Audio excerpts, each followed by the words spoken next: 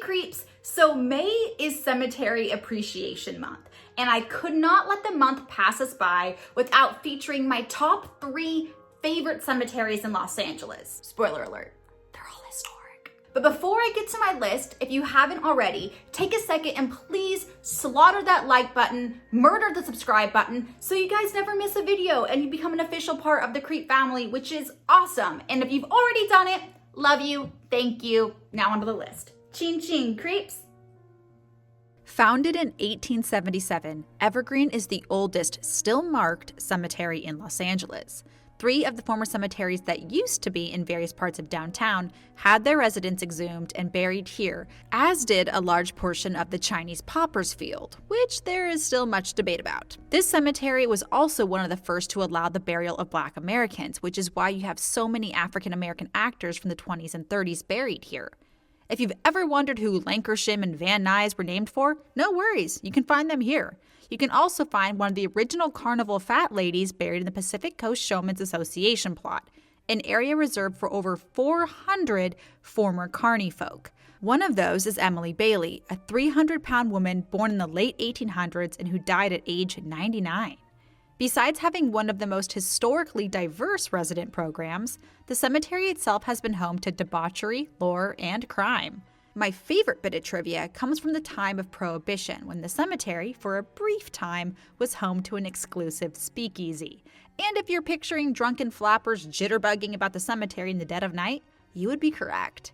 From freak show to paupers fields, Evergreen Cemetery is the most culturally accurate cemetery the city could ever have, and it is absolutely not one to be missed.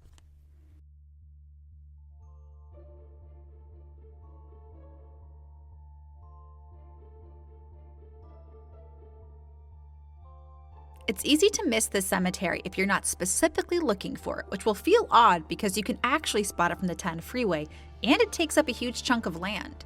Founded in 1884, the Angelus Rosedale Cemetery stretches the area between Washington and Venice Boulevard along Normandy, and it's a treasure trove of history. Fans of Victorian architecture will have surely made a visit to the Banning House and Museum down by Torrance, the home of the Banning family, headed by Phineas, who was more widely known as the father of the harbor. It is because of him that we have the San Pedro Harbor, and it's him and his whole family, including one particularly progressive and ballsy daughter, that's buried here.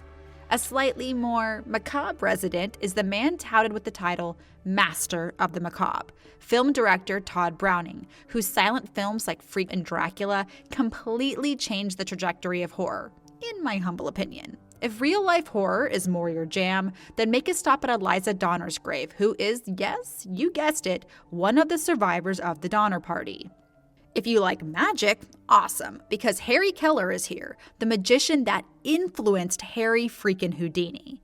And I also need to note that one of the most culturally significant burials is of Hattie McDaniel, the first African-American female to win an Oscar for her role in Gone with the Wind. It is significant because they originally did not want to bury her here, which is a striking example of the racial clash that took place in the neighborhood.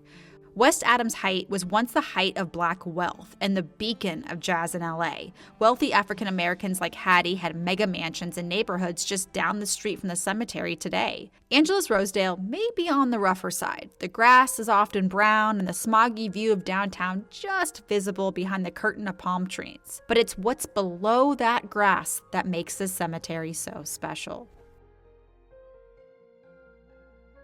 Tucked amongst the historic old homes of Pasadena and Altadena lies many, and I mean many, a dark secret.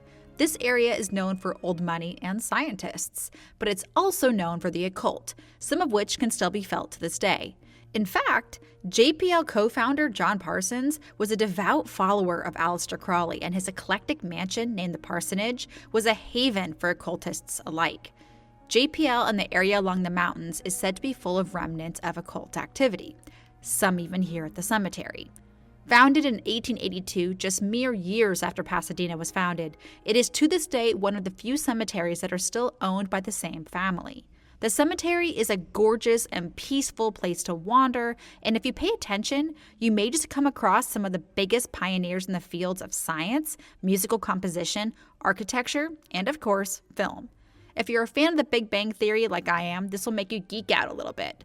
Not only do you have Thaddeus S.C. Lowe buried here, an aeronaut who pioneered hot air balloons for the use of the military during the Civil War, you have superhero icon and the original Superman, George Reeves.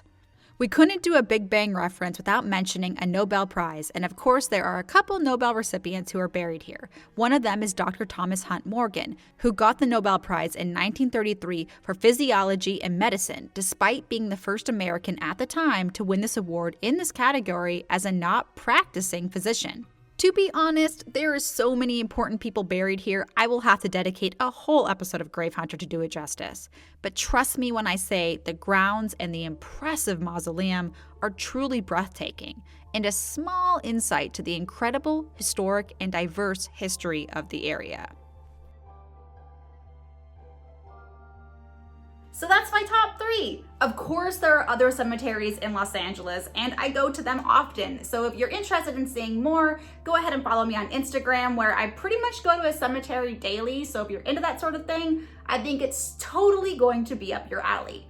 Also, if you enjoyed this video, please go ahead and subscribe if you haven't already. Again, it's like Cemetery Appreciation Month is every month for me, but I hope this video maybe inspired you to get out and go to your own local cemeteries, because I truly believe the best stories are buried 6 feet under. So until next time, creeps, chin chin.